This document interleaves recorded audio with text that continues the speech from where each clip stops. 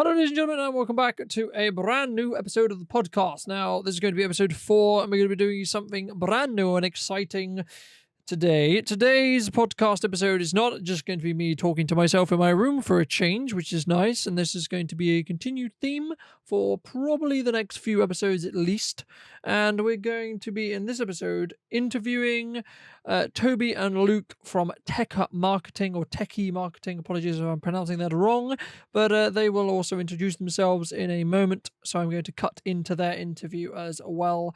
And I'd like to take this opportunity also, before I do, to thank these guys once again for coming on. And if you do want to hear anything else from them or see any of their work specifically, I will leave links to their Facebook pages and such in this post, and also in the description if you're looking at it on YouTube. So enjoy the interview, and I will see you next episode with another interview as well.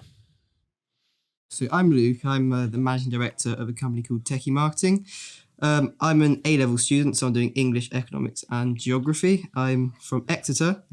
And I'll pass on to Toby. Tell us a little bit more about the business. Yes, so the company was created when I met Luke at school. So Luke had a passion for business and I had a passion for video. So we thought we'd combine the two together and create Teki Marketing. Yeah, and just for that, Toby is head of video marketing, so he does the video. Okay, cool.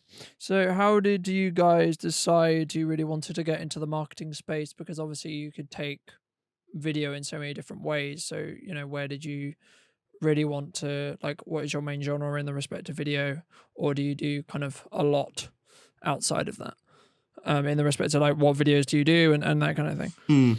Yeah, so so we started a bit on YouTube and finding it very frustrating, especially for any monetary commitments. Of course, it's very expensive to get into video marketing, and we needed kind of some funding to kind of increase our gear. And Toby has got a lot of experiences he'll share in a second with working with different companies. Mm-hmm. Is this now the time I talk? I'm not sure. Yeah, this is the time. So I've been fortunate enough to get a lot of experience working with different companies in Exeter, one of them being Bitpod. They're an online video marketing company. They create promotional videos, websites, things like that. And I've been able to film at a lot of clients with them, such as the Met Office, Flybe, Exeter University, stuff like that. So having all of that experience means I'm able to bring that to this company and use it for our videos as well. So that's really interesting to hear. How did you, so in regards to genre wise, it sounds a lot very kind of corporate and kind of corporate-esque in that respect. Do you think you'll eventually branch out into something which is a little bit more, people have talked about real estate, they've talked about music videos, they've talked about obviously promotional videos, which you already mentioned, short films, documentaries, etc. Do you have any other things you really want to do, as maybe not necessarily as a marketing agency, but more as just from personal side? And for me, I'd like to kind of branch out, like you said, into more things such as music videos, because I'm doing a college course, being a 2-year filmmaking course, and during that course we get to do a lot of different things such as music videos and short films and things like that. So I think I would like to branch out at some point to try out different genres of films, not just corporate stuff. But I mean, we do a lot already. I mean, we do more than the corporate side. So we do weddings. We've got one booked very shortly.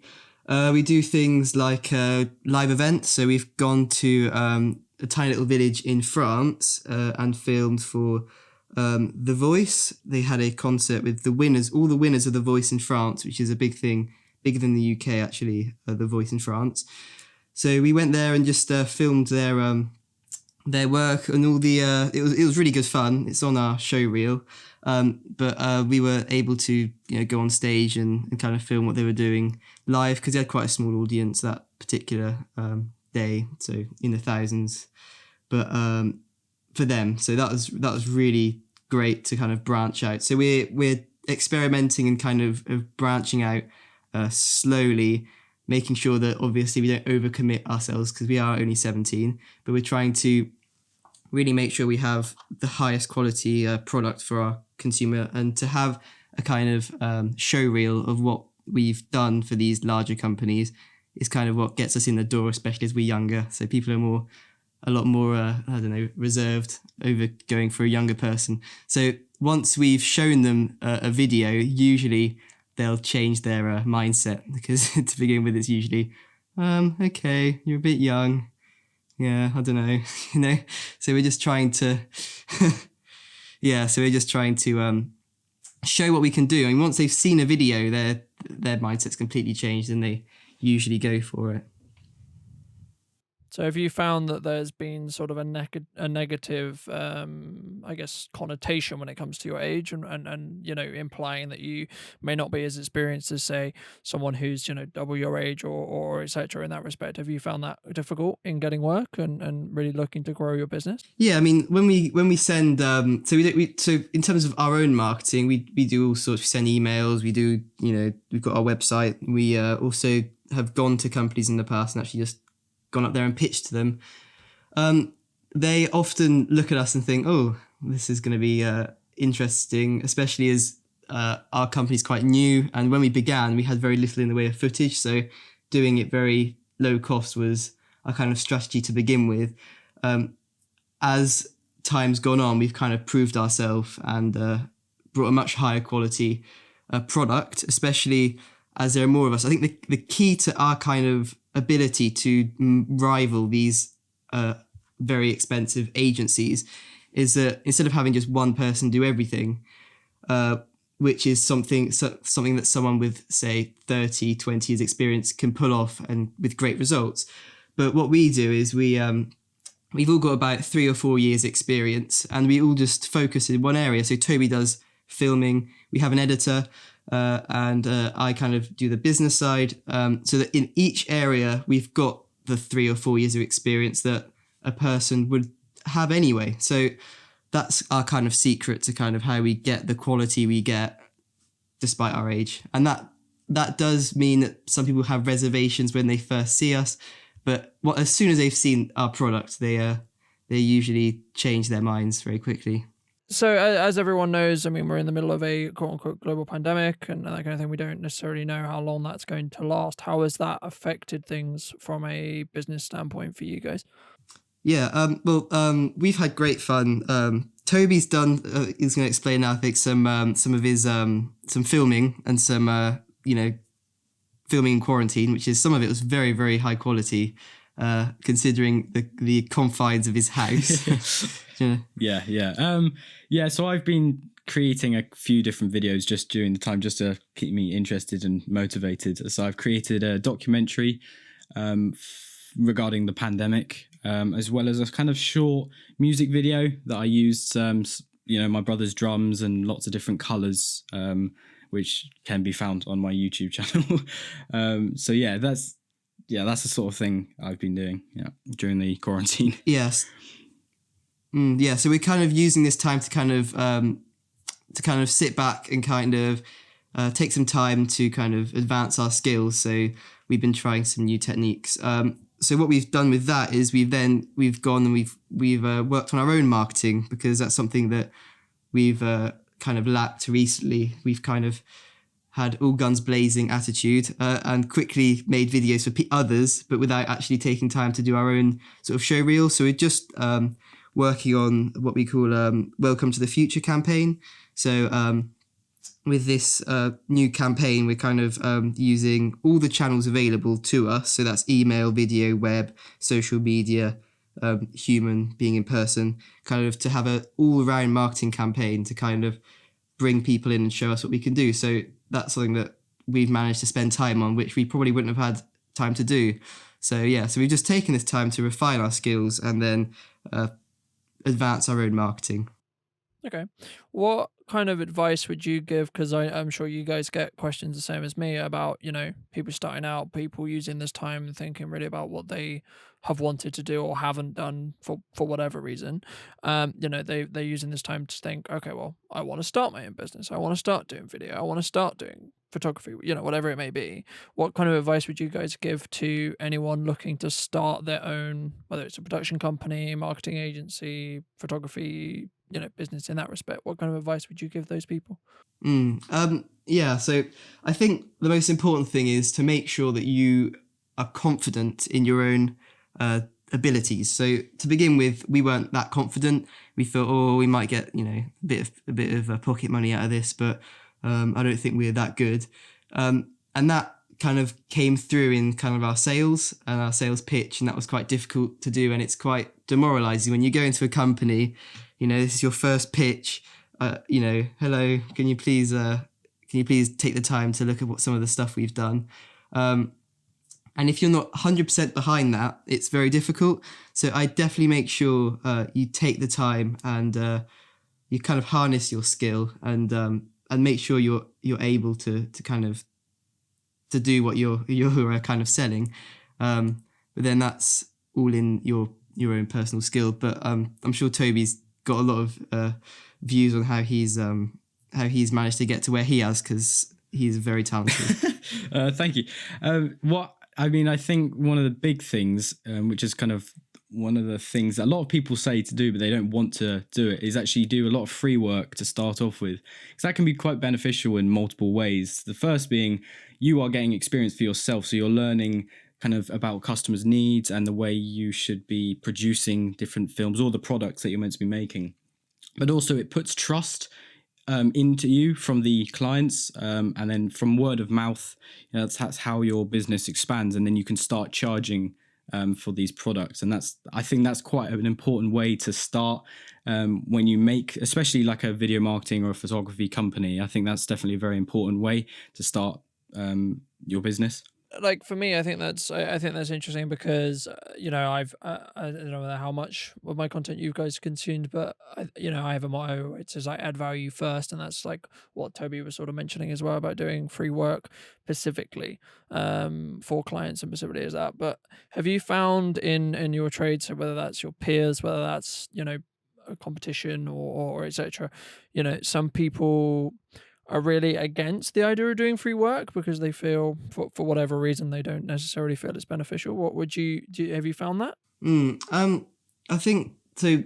In terms of competition, you were saying, we've kind of targeted a very specific market segment. There is competition, and we can see it, but we're not too concerned about competition. There's a lot of work to be done out there. I think the main problem is kind of getting people to see the value of video marketing. A lot of companies, if you're in a community, talk to each other a lot. So if you're offering free work for to begin with to one company, and you don't offer that to another, that can definitely cause problems. I think we've especially with our web marketing, we've changed our pricing strategy a lot, quite often, because it wasn't working for us, and we were always trying to change it. And companies were actually talking to each other and kind of going, oh, are you paying this? Are you paying that? So I think that made it a lot more challenging for us. I think if we have a system where we show the footage, we show them what we can do, generally we don't find that we get a lot of benefit from offering free work, really. But I can definitely see the advantages, and to begin with, I think it's very important to have free work just because you can use it for your own show reel. But once you get past that certain point, I think in terms of fairness to other businesses and kind of having an all-round kind of strategy in terms of how you're going to get paid, I think it is quite important to have it kind of the same for each company depending on the size of the project. I think that's kind of the main thing. I mean, people can do free work. That's it's very beneficial to some, but for us, at this point in time, we're using it less and less because we're finding that companies are getting more and more interested just from seeing what we've done. I think that's the main point there. So moving to a little bit more like market wise, I think that a lot of people, I think some people, especially clients, don't necessarily understand the power of video or why they should be using video or why they should be utilizing video. So how would you kind of help those clients or those people really understand a little bit more about why they should be using video. Yeah, so it's definitely seeing it as an investment. You're investing in your brand, investing in your company, and video is just so engaging. I can't explain how engaging video is compared to a text. Who really goes on a website and reads, 1,000 words from a website? I certainly don't. If I'm, at 8 o'clock getting some marketing through my social media or something, and I click on the website, if I want to buy something, I'm not going to go reading through, looking at all these words. It's just not something that is particularly attractive. But a video, especially if it's particularly captivating, sucks you in and really pushes whatever brand identity and brand you're trying to sell. So I think that there's a lot of value in video in a way that's unique and you can't really get from just words. And of course, video really does help your SEO, search engine optimization, so how high you're going up on Google. So without going into too much for this particular podcast, but you can get your Google will look at your web page for words. So the it's kind of like Google's looking for relevance all the time. That's the big word in Google. It's relevance.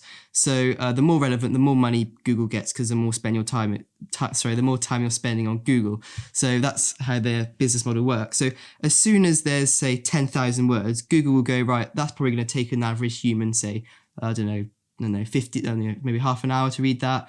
And if someone spends 2 minutes on the web page getting bored after reading the second paragraph, then Google will go, well, that maybe wasn't very relevant because that's probably not got the information they wanted. So as soon as you've got a video and say you've got 10 words describing the video and you've got all of that information in those 5,000 words on that video, that will shoot your web page higher up on Google just through that because Google thinks it's more relevant. So I think that's another key factor why video is so important. That's interesting because I think from my side, that's not necessarily something which I found specifically. If you found you're doing more, like in the last year or so, you've done more social media campaigns, or is it more like we would love a video to go on the landing page on our website, or a mix of both? Yeah. So a lot of the time we've got like with the larger clients, we're talking, medium-sized businesses for us. We're kind of releasing, say, a kind of a flow of 3 or 4 videos with one key video going on the landing page. So immediately when you go on the website, you see it. That is with one of our clients, Revento, is what we've done. And that's Hamberleys. They're an agricultural business. We've had a video go on the website, and then we've had a series of 3 or 4 other videos go on social media. So it's using the same footage, it's using the same color grading, it's using the same audio. It's kind of everything's coming together, and they're very similar videos. But if you'd seen both of them, you probably wouldn't get bored because they're just different enough to be interesting. So that reduces costs for the company and for us as well. So we've kind of brought the best of both worlds in kind of getting people on social media and people on web pages together with a whole integrated solution. Is there anything else you guys wanted to mention, wanted to bring up, wanted to talk about a little bit? Yeah, I'd like to talk a little bit about kind of how we can use marketing to boost kind of demand within the economy as a whole, but also individual companies can use marketing to kind of boost back after this lockdown, which is very, very bad for the economy. Obviously, we were looking into a recession. Definitely, a lot of economists are saying. If hopefully nothing worse, anyway. But, yeah, exactly. But yeah, go on. Yeah. Well, yeah. So is that maybe we can talk a little bit about how those sorts of strategies, marketing strategies, because at the end of the day, marketing is what helps boost demand, especially for goods and services. So how businesses can use that to boost and limit the blow of the coronavirus pandemic. I mean, I think that, like, for me, from my side at least, I would hope that most businesses and most business owners are really going to look at, okay, well, what was I doing marketing wise? What were my other revenue streams outside of bringing people through the door? In most cases, I work with a lot of retail clients in the respect where they have a premises and they're really wanting to bring people through the door to then buy product to then generate revenue. So I think that there's kind of two sides from my strategy in that respect. So now this may have crossover with yours, but one is going to be, let's look at what you were doing with marketing before that worked, and then let's continue those, and then let's see what else we can try and see what other ideas you have. And then two, is there another way we can specifically help you develop other revenue streams? So that might be a website that has an e-commerce on it. That might be finding other ways to monetize your brand specifically. What are you doing in that respect as well? So I think that it's also going to be important, but I think that what you'll find and what I'll find as well is that there's not going to be as much budget there, and I don't think that people will be. Yeah, I that's a very good point. I think there's going to be a lot. It's going to be a lot harder to have a budget conversation, or a lot harder in the respect to warm business owners up to the idea of spending money. So I think like my advice to you and my advice to anyone listening would be patient with it, because I think that the majority of business owners may want to do it, but I think you'll find, moving back briefly to the free content stuff and the free sort of marketing, either advice stuff, take this however you want, but like I think that the majority of people will have to put in probably some free stuff for a period of time to get the ball rolling again, because I know certainly some of my clients are finding it very difficult to stay active on social media because they don't have as much content as they would do normally, in that respect. So that's just what I've been thinking about the last like 3-4 days. I don't know if anything kind of crosses over with your strategies or your end, and in the respect to what your plan will be going out of lockdown. Yeah, I can definitely see business owners feeling anxious about spending more on marketing. I think marketing's something that people seem to think that they can. It's an easy drop sort of thing to slash costs for your business, but I think it's really important to iterate. I know that there's an incentive for me to say this, but I think it is generally very important to have a firm marketing strategy, especially coming out of this, because at the end of the day, marketing is what influences demand for your business a great deal. It's probably one of your best assets at getting people in the door. So for me, I think it's really important that maybe with a reduced budget, businesses seek ways of making that more efficient and making it go further, and attempting to there's different strategies. I mean, you could use old footage, recycle it. I think I've read that from your podcast. I think that's from your blog. I think that's a great strategy, reusing old footage. It's something that we've done in the past for companies who are suddenly got their budget that's reduced. I think that's a great way of doing it. But also maybe looking for smaller projects, and maybe looking for projects that maybe don't cost as much but have a bigger effect, which is possible. I mean, there's videos that go viral that cost almost nothing, and there's millions of people that have seen it. So I think it is really important at this time more than ever, really, to have a solid marketing strategy, no matter the budget, but particularly it's really important now to get people back in the door. And at the end of the day, now, especially if your company's closed, I think there's two ways of looking at it. Some people think that generally consumers will stop spending as they're concerned about the future, maybe save more. But I'm maybe more optimistic, and I think people are going to go out, be released, as it were, and go, wow, we can finally buy stuff and consume things as we were before. So it's almost like demand's been like cooped up, because it's not like any other normal recession, because that would be people have bought stuff in the past and now they're trying to make every pound last as long as they can. In this case, people have been stopped from spending forcibly, even if they want to buy something. If they, just as just as coronavirus hit, people started going down to Cornwall for a holiday. People started, going around the economy and buying things that maybe they wouldn't otherwise. So actually, that could be good in that we could see a slight increase in demand, but will it last? That's the question, and that's something that I think marketing plays a key strategy in trying to get people to spend money at your company. At the end of the day, I think that's what it is.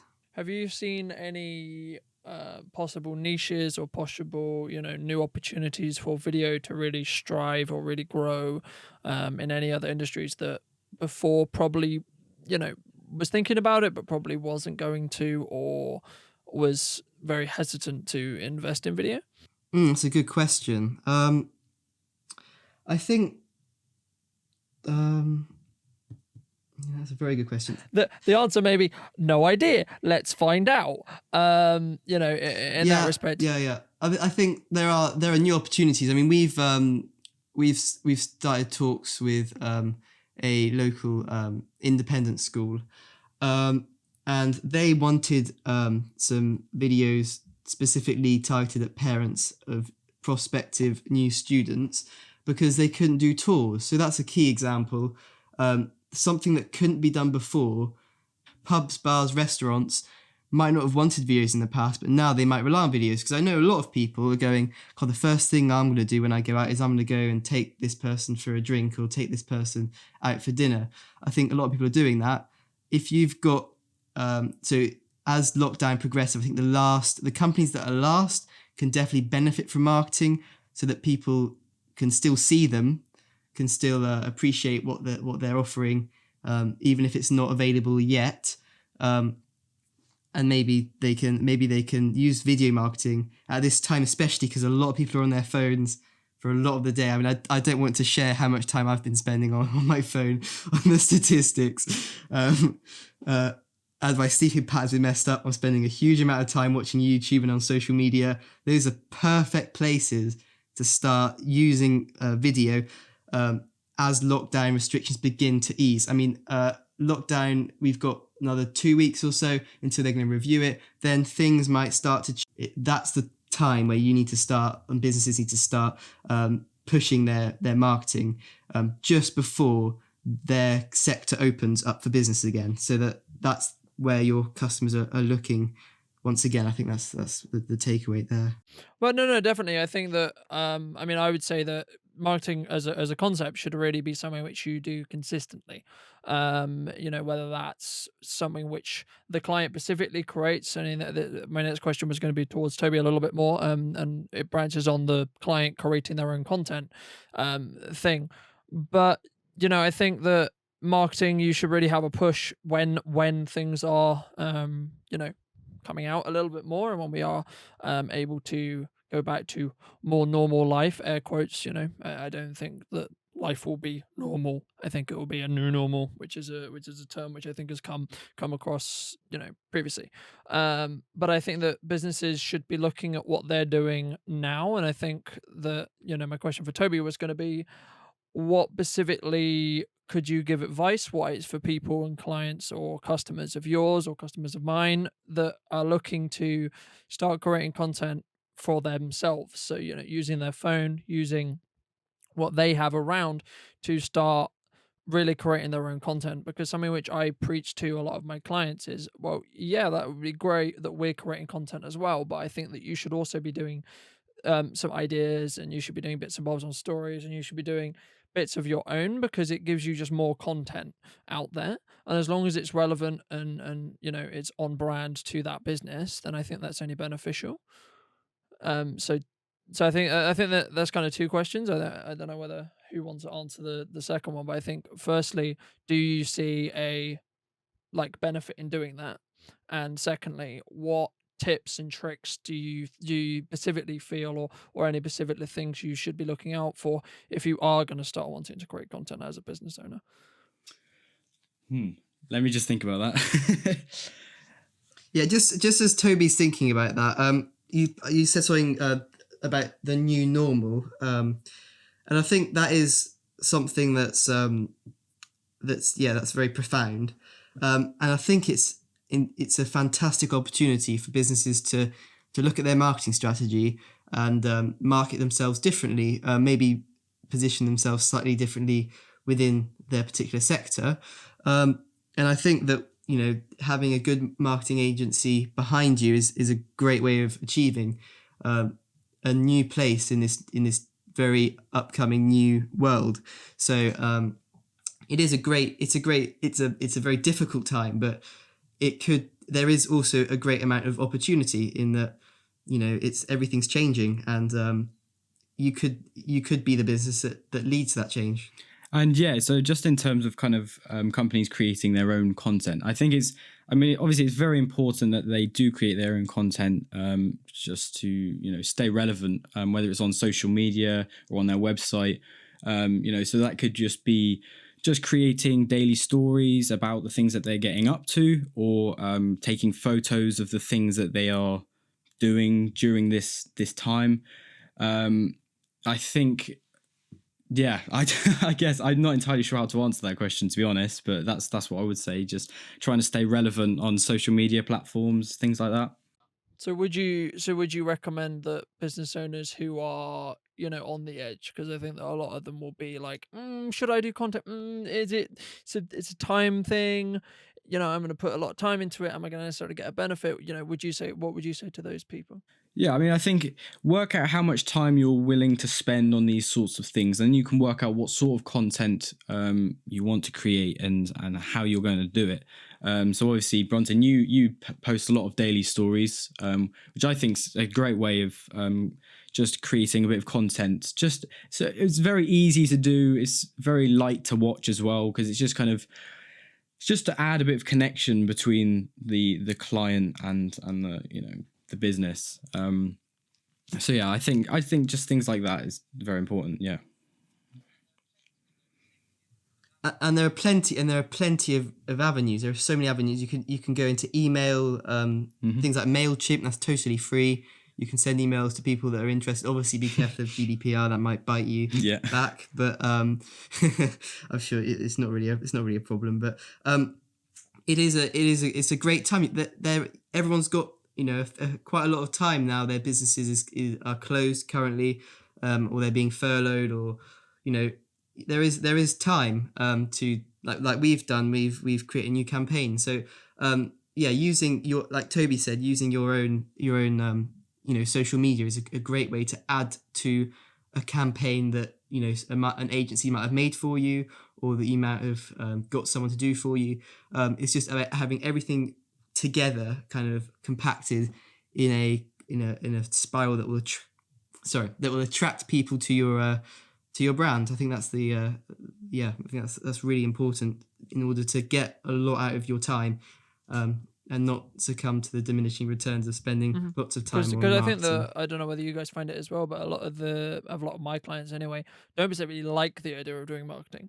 They are aware that they have to do it for obvious reasons, but they don't necessarily want to spend the time and the energy of, okay, this is how I use Instagram stories. This is how I do posts. This is why I should be using hashtags. This is why I should be doing SEO. This is why I should be having stuff on my website. This is etc. And I think, from my side anyway, I try to be that kind of translator between specifically, okay, so this is what you should be doing. This is why you should be doing it, and then this is how you do it, right?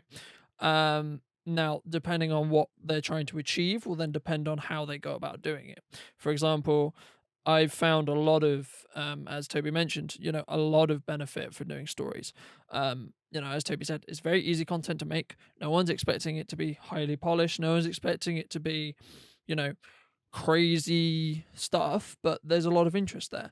And I think that it's something which you can easily do, and it's just something that you can just simply add in to something else that, into the other strategies you're already doing, to build your brand awareness, build your brand authority, and also allow you to just try out ideas and see what specifically works and what specifically your customer base likes or doesn't like. And then that way, I found as well that clients, when they do that, they go, okay, cool. So we can look at 3 different ideas we were thinking about making professionally, but now we know one of them is actually going to have higher merit than the other three because they've already tested it on their stories and they know there's going to be more of a reaction to that one. So then they're more likely to want to invest in that one instead of the, just the stab in the dark. Oh, we could do 1, 2, or 3, in that respect. So Mm. And yeah, and also making good use of analytics. I mean, you go onto Instagram and Google Analytics, you've got so much data, and knowing how to process it, it's a bit scary at first, but it's very useful. yeah, definitely. How would you, because I know that a lot of people know of analytics, but they don't necessarily know what they should be looking at, what they necessarily mean. So obviously don't give everything away, but I think it could be very useful and very valuable for people to sort of understand what do you look at specifically, whether this is for clients or whether you look for yourself. What do you specifically look in your analytics that's very specifically important to you, as well, and what you specifically care about? Yeah, I think I read somewhere that people are very guided by their emotions, so they will use reasoning and logic to justify their emotions in terms of buying something. So if I particularly have an emotion towards an iPhone, I'm quite against iPhone, but I'm going to put it out there.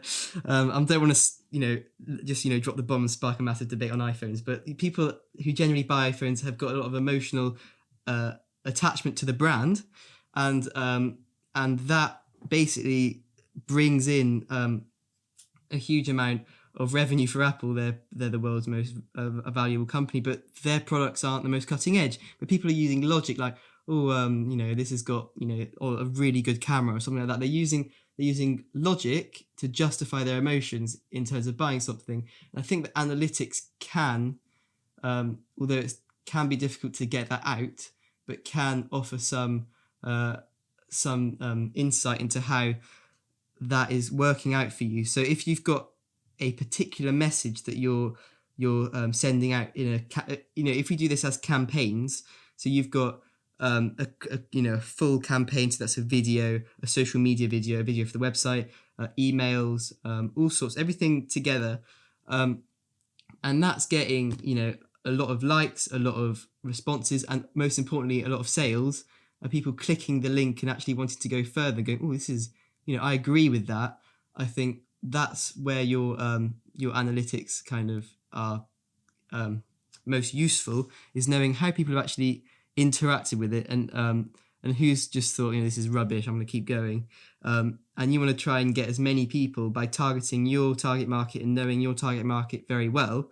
That's how you then bring in the highest amount of people and get your biggest ROI, or returns on investments, to get your highest returns on investment from each pound you spend on marketing. So having analytics and seeing how each particular campaign has gone, how much you've spent on it, how much you're getting back from it, is really important. Having that numerical information, it's something that might seem scary at first, but when you've had this data, people very rarely, or customers that we've had, very rarely go back and think, well, actually that money wasn't very well spent, because our returns on investments are generally very, very good. So using that is how you get kind of a more numerical value over how well your particular campaign's gone and how well people have engaged with it emotionally. I think that's it really. I don't know what you think about using the insight and analytics part of it. I mean, I think it's a complicated thing, but I think that a follow-up question I was going to ask you is, how does people really know, like people who clients or specifically don't know what their target audience is? How could they go about finding out what that target audience is, in Pacific? But just to answer like how I think you should be using it, I mean, I always look at them with a pinch of salt. I mean, I mainly look at it from a perspective of, okay, this would be the best time to post and why, because Instagram will actually tell you when the majority of your followers are online. And they will also tell you, oh, they're interested in, or specifically where your area is, or specifically, the location of those followers and the demographic of those followers in the respect of what their age is, their gender, etc. So you can use all these tools and all these bits of data to really understand and tailor the content around that. So if for example, you only really want to target males between the ages of like 20 to like 40, that will change some of the elements within a video, or that will change some of the elements or some of how you do your messaging throughout a video to specifically tailor it to that audience. But moving back, have you found that you have, I imagine with the kind of clients you work with, they already know what their target audience is, so this may not be something which you have sort of had experience in dealing with, but I've found personally, because I work with smaller, in most cases smaller businesses and smaller brands, they don't always necessarily at the start understand or know specifically what their target audience is specifically. Have you found that from a slightly bigger scale and in that respect? Yeah, I think so. We've dealt with or worked with smaller businesses as well, and yeah, I think you're right. They have less of an idea of where to kind of pitch it. They just say, you do it, you work it out. So we usually look at what sort of age are your customers. Also, if they've got Facebook and Instagram, which one's being used more, because Facebook's usually the older people, not don't want to offend anyone, but it's usually people probably above 20 usually are using using Facebook more than Instagram. Instagram is usually for younger people, and Snapchat as well, younger people. So that's also a good place you can kind of make a rough estimate of what sort of age you're looking at. But most people who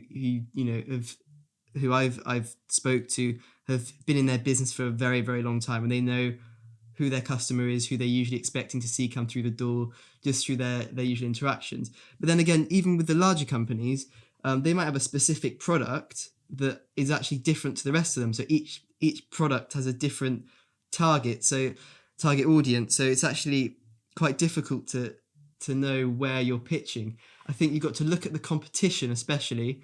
Where are they pitching themselves? Can you target other people that the competition are not looking at, that actually might bring some rewards back and heighten those returns on investments? Or is there just not, are they, or is that the perfect place? Is that why they're marketing in that particular area? So looking at others, and then also looking at who you've sold stuff to before, because all these companies have their own opinions and of just through selling for their whole lives, and all this experience they've had of who they're kind of selling to. But I think it is very, very important to know who you are targeting to. So that's something that I don't think you can just guess. I think you need to use data, and you also need to be there. You need to look at the company. Yeah, exactly. I think that comes with time, and I think that comes with business experience in the respect to, oh, I've been selling more to people above 50. Why is that? Is it because possibly what I'm selling is more appealing to those people? Okay, fine. Um, do I want to continue to try and build up that as my target demographic, or do I want to try and see, can I bring that demographic a little bit wider and see how do I go about doing that as well? I think from my side as well. I mean, I think we're going to wrap up soon, but the last question I had on my mind anyway was something, because I get this quite a lot as well, that people ask me, how do you deal with quote unquote competition? Now, I can sit here and say, oh, they're not competition, or they're not, in the respect to like what my personal opinions are of them. But I'm sure you will have found other situations, or situations where you do a thing, you have a service, you have a product which you're selling, and then this other entity exists that just so happens to do something very similar, that some people would say is a competition.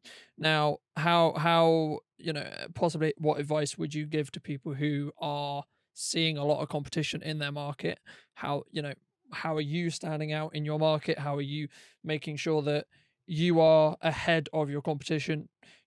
I don't really see anyone as competition, because I feel that marketing as a whole and video creators and etc. can always work together to say, well, this is what I'm really good at, this is what I found works really well, but let's look at what you've done, let's see if we can collaborate in that way, because I don't like having specific beef, especially public beef, um with other people in my trade as well. And I think it can in some ways be very unprofessional to have that. That doesn't mean for a second that it doesn't happen. That doesn't mean for a second that it won't happen. Um, but how have you gone about? Well, firstly, have you, in theory, had any competition? And then secondly, how have you dealt with that, either internally or externally? Some particular sectors of businesses that we target have a lot of competition, a lot of people wanting to get in, as it were, into the market. We kind of set ourselves with a strong USP, that is, we offer great quality for a comparatively a very little price. Something that we did a bit of market research of what our competition are charging, and something that we've put to our. I think acknowledging your competition is important, because then we can then put that to our client and say, look, these people are charging twice or three times as much.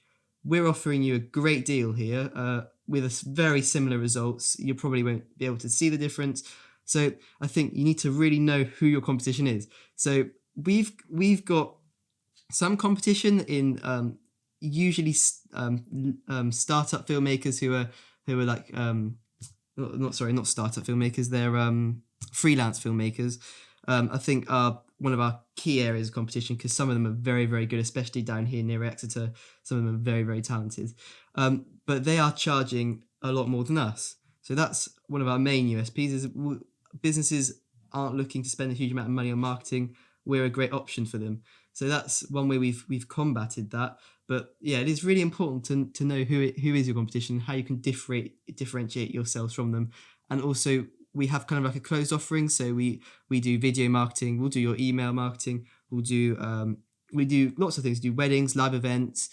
We've got everything together. So if a company needs a video and then they're looking for one type of video, one campaign, then they need a very different type of video, another campaign, they can always rely on us to give that to them without having to waste time and money looking for other companies. I don't know what you've kind of had in terms of your competition, but you've got to be on good terms with your competition. But I think it's important to differentiate yourself and still attempt to win your contracts.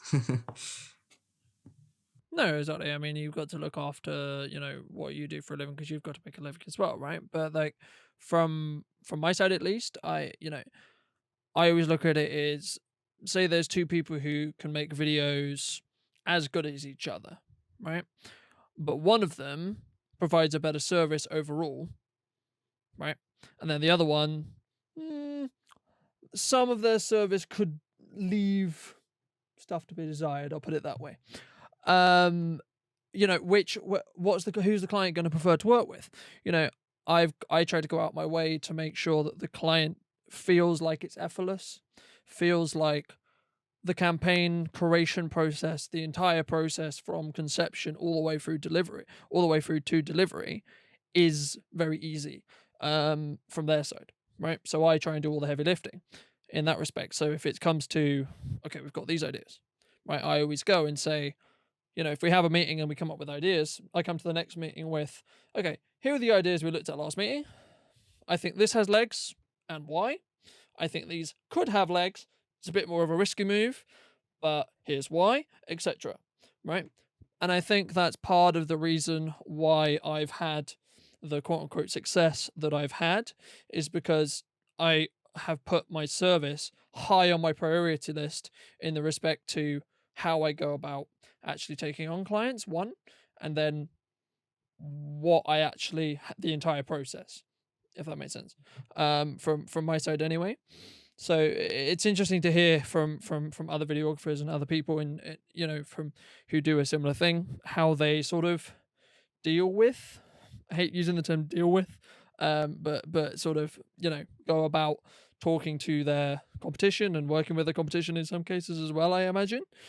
Do you think there will be, I know you mentioned other filmmakers around your area and it is quite competitive around your area, do you think there'll ever be a situation where you would bring on one of those for, say, just theorizing, say you got a big project that you needed more videographers or more shooters to actually really achieve what you want to achieve? Do you think that you have or are already building relationships with other videographers in your area to be able to do that?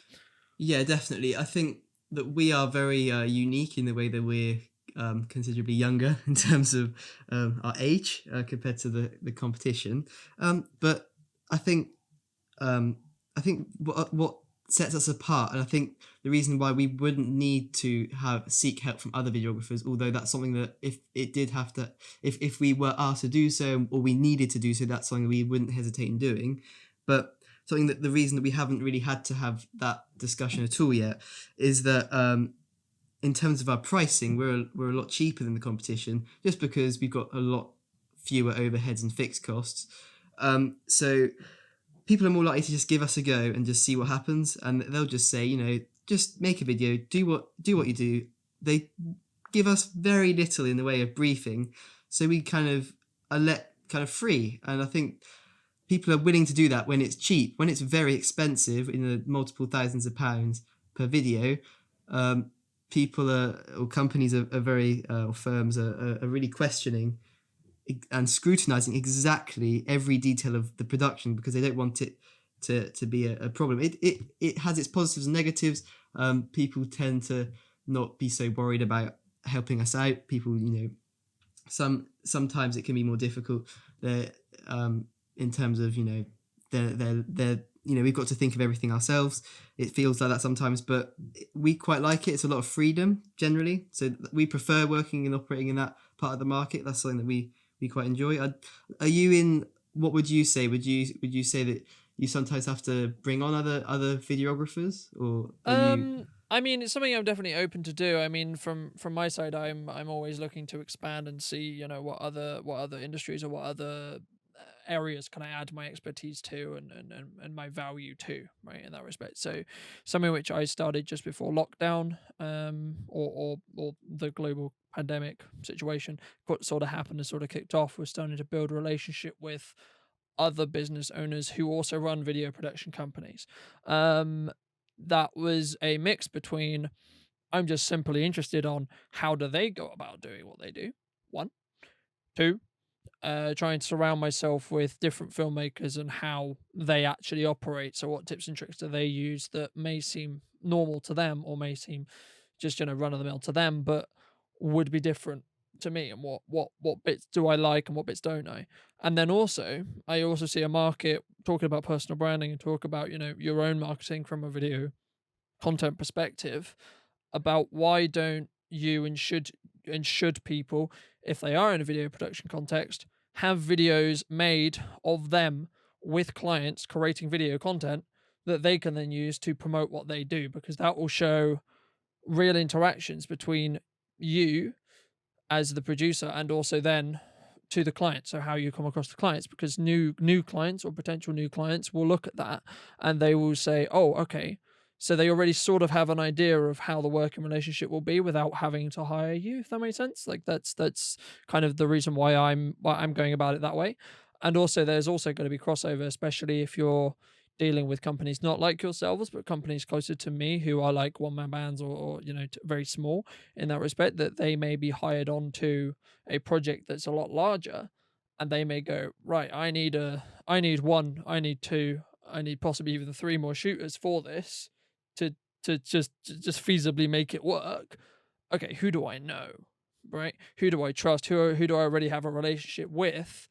Because then you're not going to be just going on to Fiverr. You're not going to be going on to, insert your, whoever, whatever your favorite website for getting freelancers is. You're not then just going to be going, oh, okay, we're just going to roll the dice and see if they're good or not, or see if I like working with them, or because you know them as a person already, that relationship's already there. So I think it's more likely that if someone and have already built a relationship with video-wise, is then likely to hire you back as well. So I just treat them as another client and in that respect, because I don't see there's so much work, and I only see video increasing in popularity and increasing in demand. So I just see it as the more of us, the better. If that makes sense, like, and then the more people you know, the more people they know, which in turn means you know more people indirectly, in that respect as well. Yeah, I mean, for us, I think because our USP is our value for money, and reducing costs because we are students. I think seeing other or having other or taking on other videographers is more challenging because just of the law of diminishing returns. Because having one filmmaker, uh, in terms of value, is gonna be different to how every filmmaker you add on is gonna be less and less value. So I think we try and do our absolute best to make it look like there's loads of us, or in terms of filming things a few times with different angles and all sorts of stuff and tricks we've got. I think we could probably write a textbook on all the tricks that Toby makes to make us look like we've got loads and loads of people. But realistically, we just trying to make it look as professional as we can for the lowest cost we can. I wouldn't want to compare myself to Ryanair, but we're trying to offer a low cost service that's really high quality. Maybe more like a cheap version of Etihad. If you're looking at the airlines, if we're looking high quality, low cost is our kind of our motto, and it's worked very well for us in the past, and something that I think we'll look for in the future.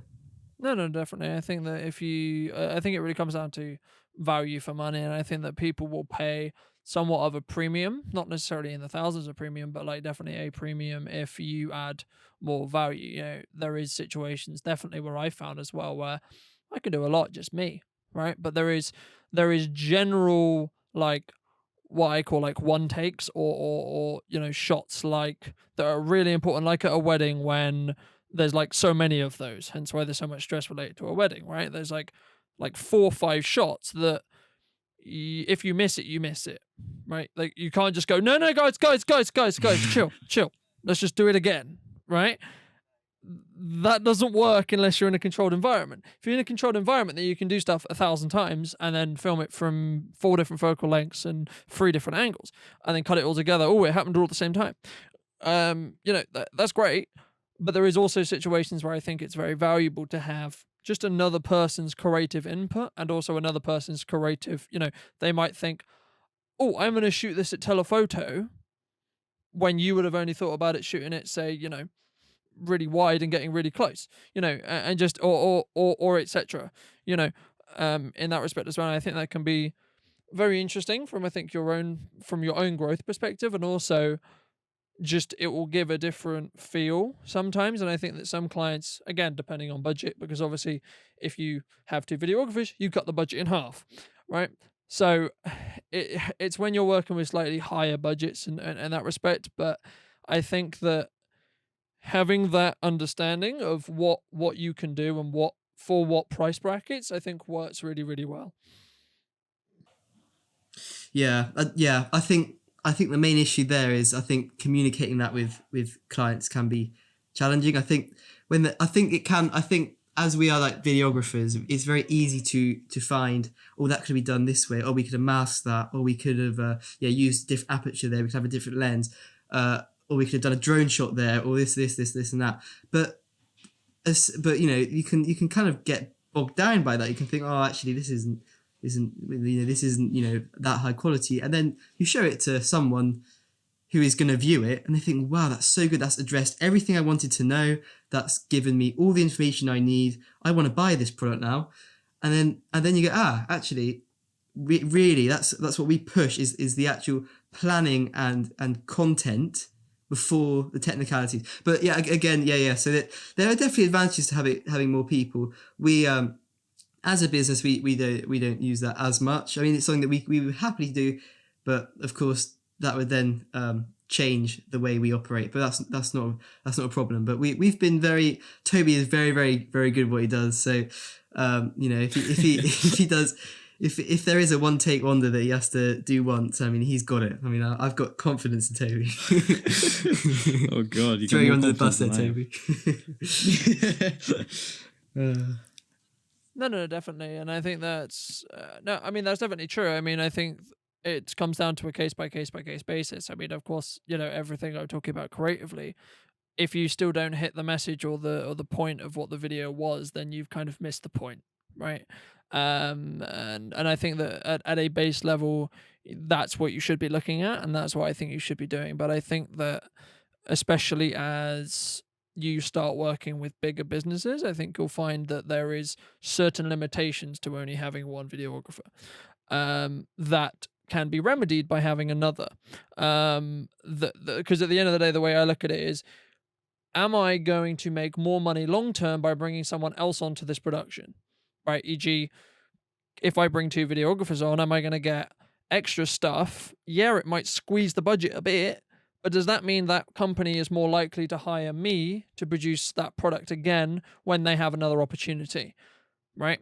So, say look at a year, am I going to net more money just what I mean? Like, am I going to net more money by bringing on another videographer? I think again there it is very difficult, because then you're going into the area where you're like, where your cost versus benefit, and then to get to offset the cost for another videographer is usually quite high. I mean, it's definitely something interesting. I don't know, Toby, what do you think about having a second videographer? Are you happy?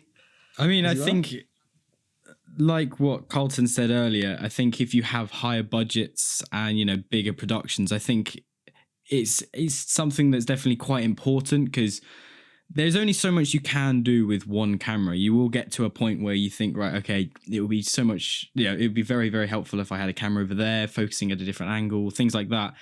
And I think, Teki Marketing, we have kind of quite,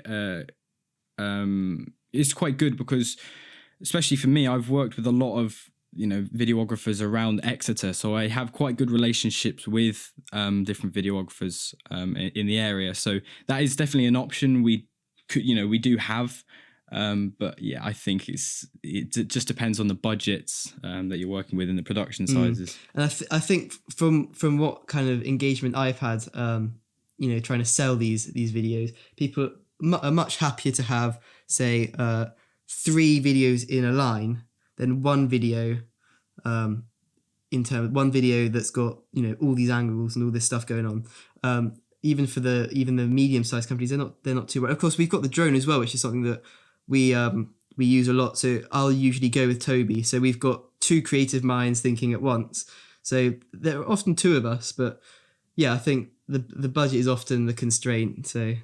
No, definitely. I mean, I'm definitely an advocate for producing very short to consume, but very to the point, very to the purpose content, and doing that more often than, say, for example, having this massive productions. So for example, you've got, I don't know, I'm just pulling numbers out of the air, but say you've got 10K to spend a year, right? And I'm only doing 10K because it makes the numbers really easy. And you could either do 10 £1,000 videos or 2 £5,000 videos. I would always be in the league of saying you should probably be doing 10 £1,000 videos, because I think that's more beneficial for you as a business, and I think that'll be better for your brand overall as a business, because you're going to be around on social media, in quotes, if that's the end result delivery form that you choose. You're going to be around more. So and you'll be producing your message and putting out your message and putting out your face a lot more in those in those channels, which I think is more beneficial than specifically putting a arguably slightly shinier video together that is then that you then reuse for, say, 3 to 4 months. I think that's going to be, I think there's a lot of diminishing returns in that, I think. But it's an interesting area, and as we grow, I'm sure we'll bring on other students to kind of have more camera angles. But I think our main issue is we've got people, it's just the gear. It's very expensive. So I think that's as we grow, I think that's where we're gonna head. But yeah. I mean, I think there's also a benefit to bringing on another videographer specifically as well, because in my case at least, I haven't had to go, okay, you're going to use one of my cameras. No, I've been like, right, you own a GH5, I own a GH5. We're both going to shoot on the same picture profile, etc. Yeah. And there you go, done. Right. The most I'll probably give them is I'm going to give you a memory card, so then we don't have to copy over footage forever. You know, so you Yep. kind of rent their gear when you rent them or when you hire them as well. Obviously, in a situation where you are looking for a specific look or a specific lens, this is a lot more higher end, but then you would go about, renting a red camera or renting a cine lens or renting the, etc. There is productions that is that, but that's more higher end, cinema / short film / higher end doc. And then again, using each like an Arri camera or a red camera again, that's like you need someone qualified to use that camera, because I mean I think we'd all struggle, especially moving from a GH5 to a red. I think there's a big change there. No, definitely. But this, like, the principles, right, are the same.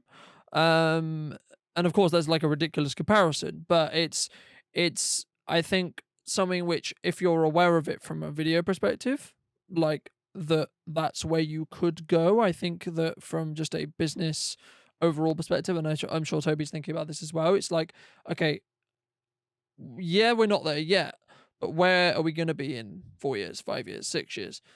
Are we going to be there?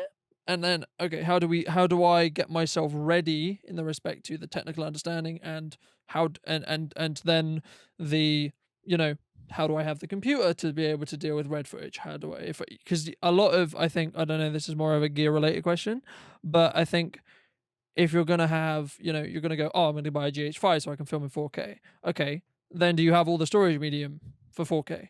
Can your computer handle 4K? How is that going to slow down your workflow? Except in comparison to, what do you actually benefit? There's a lot of benefits, and I've done content on it, and I'm sure you guys have talked about it before, but it's like this interesting balance, because there's this threshold where if you upgrade a piece of gear, you then have to upgrade 3 other pieces of gear alongside it, to support that other piece of gear. Yeah, we were quite lucky actually. Toby will talk more about this, but we did a very detailed analysis of what camera we're going to get. But I think the main reason we got the GH5 was the really nice 10-bit color and the ability to offer 4K. Because we got the 4K drone, we wanted to have 4K all the way through, so we could advertise 4K. Toby, I didn't know what. Yeah, we had a computer as well, didn't we? So no, that's it. Yeah, exactly. That's the thing. So, that's a very good point that you mentioned, Carlton, the fact that you buy one piece of gear, there's a lot of extra gear that you have to buy to be able to support that. So it's not a matter of just buying a new camera, it's not just going to be, it's not going to work straight away. You've got to buy SD cards, a faster computer, more storage. There's so much more that you've got to think about. So I think that's definitely one of the biggest issues when upgrading equipment. Mm-hmm. I mean, then you also got to look at, specifically, where is your delivery going to go, right? For example, if you're filming in 4K, arguably, there's not much point if you're going to only put it on Instagram, because Instagram's going to downscale it to 1080p anyway, right? So is it really worth filming in 4K? Yeah. No, that's true. Maybe. It's very true, because I work with a business sometimes that have recently just upgraded to the Sony FX9, which is a 6K camera, I believe. So I asked them, I said, why would you upgrade to that? You're never actually going to film in 6K. You're never even going to publish in 6K. And they just said, because we have the option for the future. So I think that's another thing. It's like for the future as well. I mean, there's an argument. There is an argument to future-proofing your footage, and that's part of the reason why I shoot in 4K. There's also the you can crop in. There's more stabilization because there's more pixels, etc. There is definite benefits for 4K, but the benefits definitely, I think, don't outweigh the amount of, for some people anyway. Specifically that you're going to have to. It's harder to edit. It takes up more room, and at the end of the day, the image is going to look very similar. Unless you're blowing it up huge, then that's a different conversation. But if you're looking at it on a phone, if you put a 1080p image and a 4K image next to each other, you're not really going to be able to tell much difference, to be honest, on a phone.